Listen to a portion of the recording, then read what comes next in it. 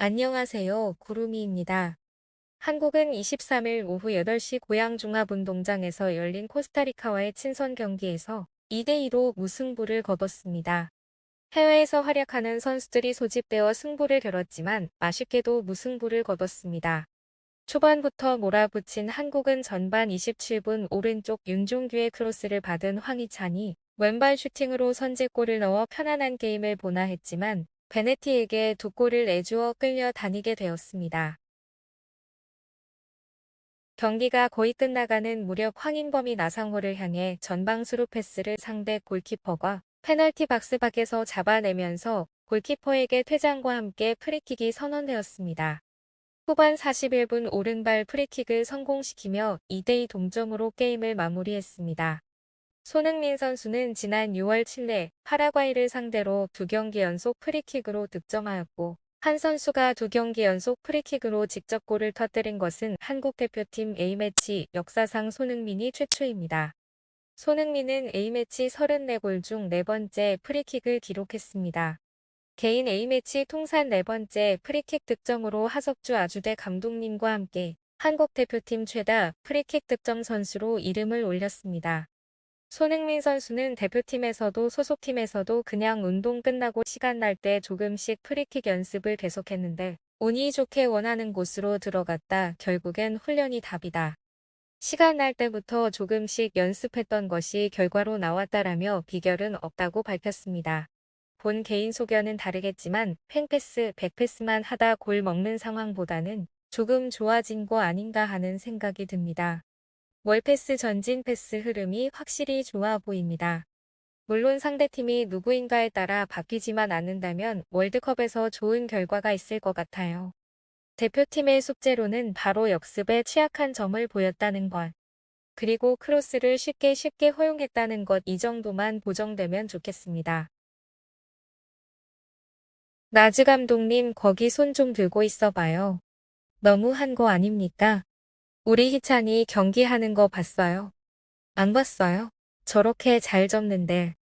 수비를 휘젓고 있는데 왜? 도대체 왜 선발 출전 안 시켜줍니까?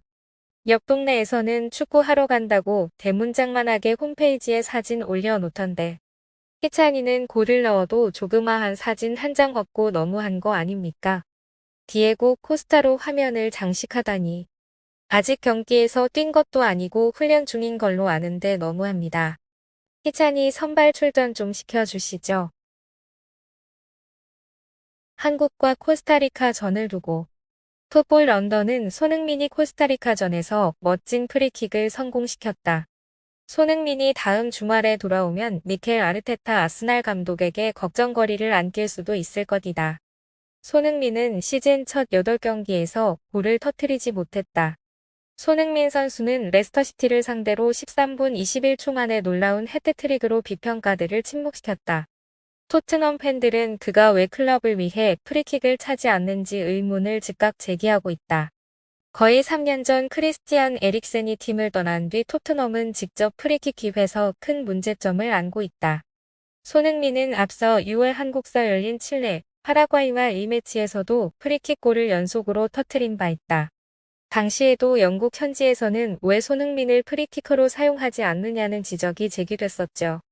손흥민이 조국을 위해 프리킥으로 득점을 할 수 있다는 것을 보여준다는 사실은 곧 토트넘에서도 똑같이 할 수 있는 완벽한 시기일지 모른다며 소식을 전하였습니다. 김민재 선수는 역시 벤투호 핵심 수비수다운 활약을 펼쳤죠. 수비에는 1대1 상황, 공중볼 경합, 패스 차단 등 수비에서 보여줄 건 다 보여줬습니다. 전방으로 정확한 패스와 드리블, 탈압박의 공격 라인까지 오르내리며 활약했습니다. 벤투 감독이 박수치며 관람하는 한 장면이 모든 걸 말해줍니다. 하지만 혼자서는 다 막을 수는 없죠. 우리 수비수들의 뒷공간 허용과 함께 크로스를 쉽게 허용하며 역습에 제대로 대처를 못해 쉽게 무너지는 모습을 보여주기도 했습니다.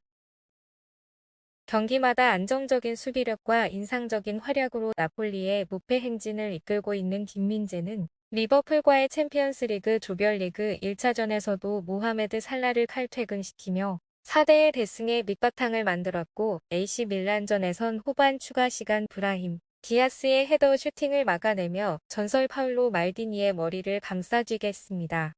엄청난 활약에 이어 B클럽 이적설이 나오고 있습니다. 아직 모든 게 다 지라시라고 보면 될 것 같지만 기분 좋은 이야기니까 유조 조모 주서와 봤습니다. 첫째로 토트넘 호스퍼가 다시 영입할 것이다. 두 번째로 맨체스터 유나이티드 역시 관심을 가지고 있다. 세 번째로 위르겐 클롭은 나이 들어가는 반 다이크의 대체자로 김민재를 영입해야 한다는 영입설입니다. 판타칼시오에서는 이미 나폴리 팬들의 마음에 들어왔고 감독의 프로젝트의 중심에 있습니다. 그의 좋은 활약은 맨체스터 유나이티드와 같은 유럽 최고의 클럽들의 주목을 받기도 했습니다. 김민재는 맨유를 정말 좋아한다. 새로운 나폴리 수비수는 세리에 A에서 매우 잘하고 있으며 이를 위해 그는 잉글랜드 클럽에 관심을 끄는 자신을 보여주었습니다. 최근 시장 루머에 따르면 현재 시즌 동안 나폴리 클럽이 그를 떠나는 것을 거의 허용하지 않더라도 맨유는 이르면 1월 김을 영입하려고 시도할 수 있다. 그러나 내년 여름 큰 제한이 있는 경우여야 한다. 김민재의 미래는 세리에 A의 판타지 풋볼과는 거리가 멀 수 있습니다. 라고 전하였습니다. 팀톡에서는 맨유는 1월에 나폴리 수비수 김민재를 영입하기를 원하고 나폴리의 조항에 대한 세부 사항이 확인되었지만 신뢰할 수 있는 소식통은 모든 것이 보이는 것이 전부가 아니라고 주장합니다. 25세의 선수는 이번 여름 첼시로 향하는 칼리도 쿨리발리를 대체하기 위해 나폴리와 계약했습니다. 김민재는 토트넘을 포함한 1년의 유럽 거물들의 구애를 받아 1,550만 파운드의 이적료로 터키의 페네르바체에서 이적했다. 이후 김 고문은 인테르, 유벤투스, 토트넘, 렌, 로마가 김민재 영입을 시도했고 많은 구단들이 영상으로 회의를 열었다고 말했다. 하지만 우리는 김민재가 일정한 연속성을 지닌 좋은 팀에서 뛸 수 있기를 바랬고 그 팀이 나폴리였다고 덧붙였다. 나폴리로 이적한 후 팀은 빠르게 자리를 잡았고 중요한 역할을 했습니다. 실제로 그는 모든 대회에서 나폴리의 9경기 중 8경기에 선발 출장했습니다. 그는 견고한 수비와 함께 두 골을 제공하기도 했습니다. 나폴리는 현재 챔피언스 리그에서 그리고 이탈리아 리그, 세리에 A와 A조 1위를 달리고 있습니다. 김민재인 다재다능한 모습은 두 가지 측면에서 모두 중요한 요소였다. CNN 튀르키예는 맨체스터 유나이티드 쪽에서 1월에 그의 바이아웃 조항을 활성화할 준비가 되어 있다고 보고 있습니다. CNN은 김민재에 대해 보도하는 이유는 그가 최근 페네르바체에서 뛰었기 때문일 가능성이 큽니다. 이제 신뢰할 수 있는 이탈리아 소식통인 장루카 디 마지오가 나폴리에서의 팀의 상황에 대해 설명하겠습니다. 디 마지오는 한국인 바이아웃 조항이 있다고 확인했습니다. 또한 그는 1월에 이적을 할 수 없는 이유를 설명했습니다. 스카이 이탈리아 저널리스트는 자신의 웹사이트를 통해 김민재의 바이아웃 조항이 실제로 4,500만 유로가 아니라 5천만 유로, 692억 원 정도라고 밝혔습니다. 그럼에도 불구하고 그는 이 조항이 1월에 발동될 수 없다고 덧붙였다. 나폴리는 클럽에서 1년을 보낸 후에야 활성화될 수 있다고 협상한 것으로 보입니다. 따라서 맨유는 1월에 김민재 영입을 시도할 수 있지만 바이아웃 조항은 고려 사항이 아니다. 그것은 그들이 나폴리가 기꺼이 받아들일 금액을 입찰해야 한다는 것을 의미합니다. 따라서 맨유의 관심과 찬사에 대한 추측이 정확하다면 이적은 내년 여름까지 기다려야 할 수도 있습니다. 바이아웃 7월 1일부터 적용된다고 합니다. 리샌드로 마티네즈와 라파엘 버레인에서 에릭 텐 해그는 모든 것을 조금씩 포함하는 새로운 파트너십을 맺고 있습니다. 필요할 때 해리 맥과이어와 빅터 린델로프를 부를 수도 있습니다. 맨체스터 이브닝 뉴스는 최근 필 존스와 악셀 투안제베가 내년 여름에 올드 트래포드를 떠날 것이라고 강조하면서 그 이유를 암시했습니다. 투안제베는 계약이 만료되며 맨유는 존스의 계약을 12개월 연장할 수 있는 옵션을 보유하고 있다. 그러나 그 옵션은 채택될 가능성이 낮습니다. 게다가 이전에 린델로프가 이번 여름에 새로운 센터백이 도착하면 2023년에 떠날 수도 있다고 주장했습니다. 마르티네스는 아약스에서 합류하여 스웨덴 국가대표팀을 4위로 강등시켰다. 그의 계약은 2024년에 만료되며 내년 여름은 특히 텐 해그가 와도 김민재를 위해 다시 한번 시장에 뛰어들 생각이 있는 경우 현금을 확보하기에 이상적인 시기가 될 것입니다. 리버풀닷컴은 대패한 경기에서 김민재는 7번의 인터셉트, 8번의 리커버리, 제공권 승률 100% 등을 기록하며 엄청난 인상을 남겼다.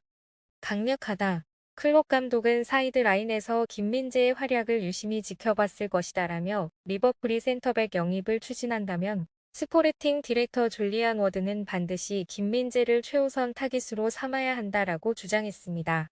반다이크는 31세이며 일부 센터백은 35세가 될 때까지 최고의 경기를 펼칠 수 있지만 수명이 긴 선수는 많지 않다.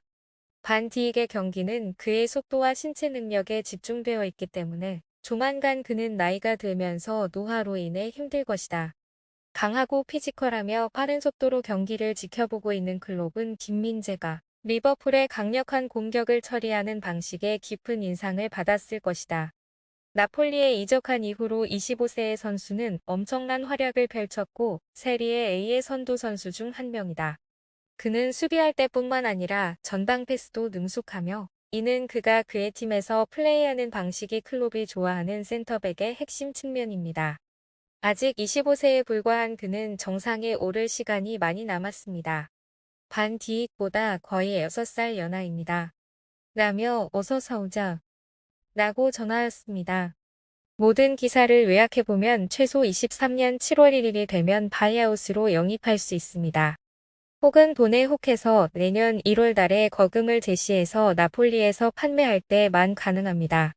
구독과 좋아요는 제작하는 데 많은 힘이 됩니다. 감사합니다. 다음에 또 보아요.